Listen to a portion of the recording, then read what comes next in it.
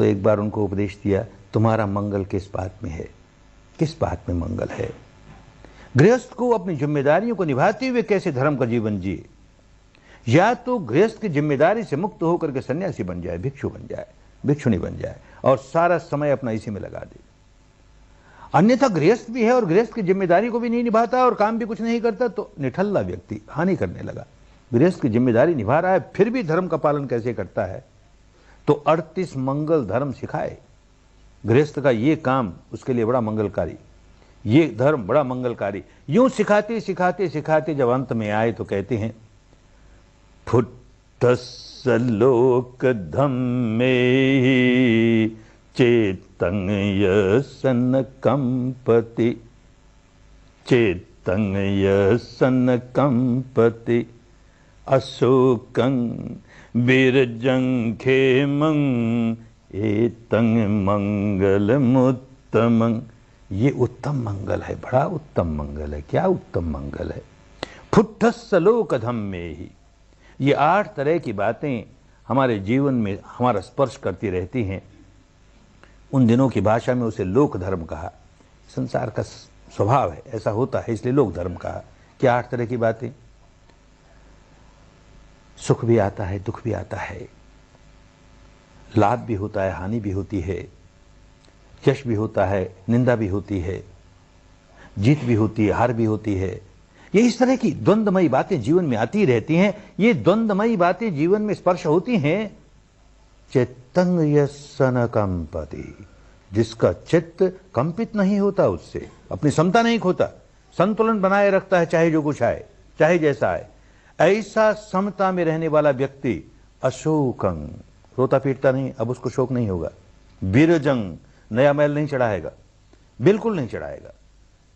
अशोकं विरजंग खेमं, योग क्षेम से परिपूर्ण हो गया। धर्म का आश्रय मिल गया, धर्म की शरण चला गया, अब योगक्षेम ही योगक्षेम। एतं मंगलम उत्तमं, ऐसा उत्तम मंगल हर गृहस्थ प्राप्त कर सकता है। काम करना पड़े, किसी के भरोसे छोड़ दे, कोई बुद्ध कर देगा, कोई महावीर कर देगा, कोई राम कर देगा, कोई ईश्वर कर देगा, कोई अल्लाह मियाँ कर देगा, हमसे तो नहीं होता, हम तो गृहस्थ, हम कैसे करें, तो भाई सारा जीवन खो देगा अपना। गृहस्थ हैं, कठिनाइयाँ हैं, बहुत सी जिम्मेदारियाँ हैं, इसलिए हम उतने उन्मुक्त होकर के उतना समय नहीं दे सकते जितना कि एक भिक्षु दे सकता है, एक भिक्षुणी दे सकती है। तो जितना दे सकते हैं उतना समय दे करके अपने जीवन को सुधारें, अपने मुक्ति के मार्ग पर चलें। कदम कदम कदम चलते हुए देर सबेर पहुंच ही जाएंगे। बात समझ में आनी चाहिए।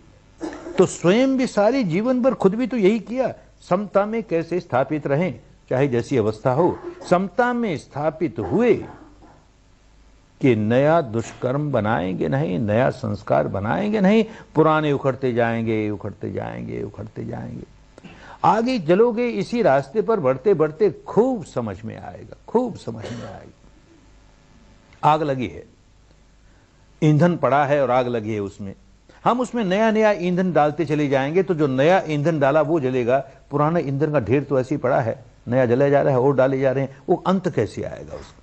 हम नया ईंधन डालना बंद कर दें तो आग तो जला देगी, जितना ईंधन पड़ा है उसे जला देगी, सारा जलावन जल गया, छुटकारा हो गया, आग अपने आप बुझ जाएगी। हम नया नया दिए जाएंगे तो कैसे छुटकारा होगा। इतनी सरल सी बात है, लेकिन नहीं समझेंगे बुद्धि से, अनुभव से खूब समझ में आने लगेगा, खूब समझ में आने लगा इस रास्ते चलते चलते। जीवन धारा क्या है, शरीर की धारा, ये परमाणुओं की धारा, एक नष्ट होता है दूसरा पैदा होता है, उसकी एक संतति है, एक संतान है, एक धारा है, चले जा रही है। ऐसे चित्त की धारा, एक नष्ट होती है दूसरी आती है, एक नष्ट, ये चित्त की धारा, ये शरीर और चित्त की मिली जुली धारा, ये जीवन धारा। कैसे चलती है जीवन धारा। इसे कोई आहार मिलना चाहिए, आहार मिलती है तो चलती है। शरीर की भौतिक धारा को भौतिक आहार मिलना चाहिए तो चलेगी, नहीं तो बंद हो जाएगी। ऐसे चित्त की धारा को चैतसिक आहार मिलना चाहिए, नहीं तो बंद हो जाएगी। एक उदाहरण से समझें, ये शरीर की धारा, इसको शरीर का आहार भौतिक आहार मिलना ही चाहिए। 2 वक्त भोजन करते हैं, मन में आया कि नहीं करेंगे, आज उपवास करेंगे, नहीं किया, उसको आहार नहीं दिया, नहीं दिया तो मर नहीं गई, अभी अभी चल रही है। 2 दिन नहीं दिया, 1 महीने नहीं दिया, 2 महीने नहीं दिया, उपवास करते ही गए, 2 महीने 3 महीने 4 महीने, फिर आगे जाकर तो मरी गई, शरीर मरी गया। तो क्या हुआ भाई, जब आहार नहीं दिया तो ये शरीर धारा कैसे चली इतने दिनों तक, कैसे चली। पुराना आहार भीतर पड़ा है ना, पहले जो भौतिक आहार दे रखा था वो चर्बी वर्बी के रूप में भीतर है, अब उसे खाया जा रहा है और उसी के सहारे ये शरीर की धारा चल रही है, वो भी समाप्त हो गया, बात ही खत्म हो गई, धारा समाप्त हो गई। ठीक इसी प्रकार चित्त की धारा हमारे संस्कारों से चलती है।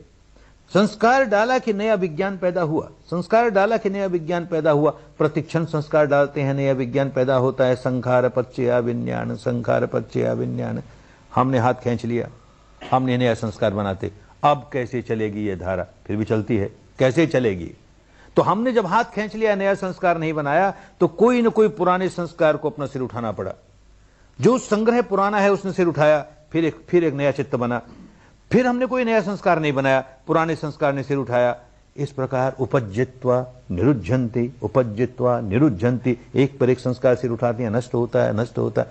अरे ये समता आए ना, और इन गहराइयों में आए ना। इसी को सामायिक कहा हमारे यहाँ, भूल भाल गए क्या सामायिक होती है। इसी को कायोत्सर्ग कहा हमारे यहाँ, उत्सर्ग कर दिया काया का। काया के प्रति जरा सा ही मैं मेरे का भाव होगा तो संस्कार बनाएगा ही। तो बुद्धि के स्तर पर हजार समझता रहे, मैं नहीं, मेरा नहीं, वस्तुतः तो मैं मेरा चल रहा है। इसी मारे तो राग जगाता है, द्वेष जगाता है, नहीं क्यों जगाता है? ये सही माने में कायोत्सर्ग हो, विपश्यना यही है और क्या है। करते करते करते उन गहराइयों तक चला जाए, नया जलावन देवे ही नहीं, नया संस्कार बनाए नहीं, पुराने अपने आप निकलते जाएंगे। चित्त समता में रहे, हर अवस्था में, भीतर और बाहर समता में रहे, समता।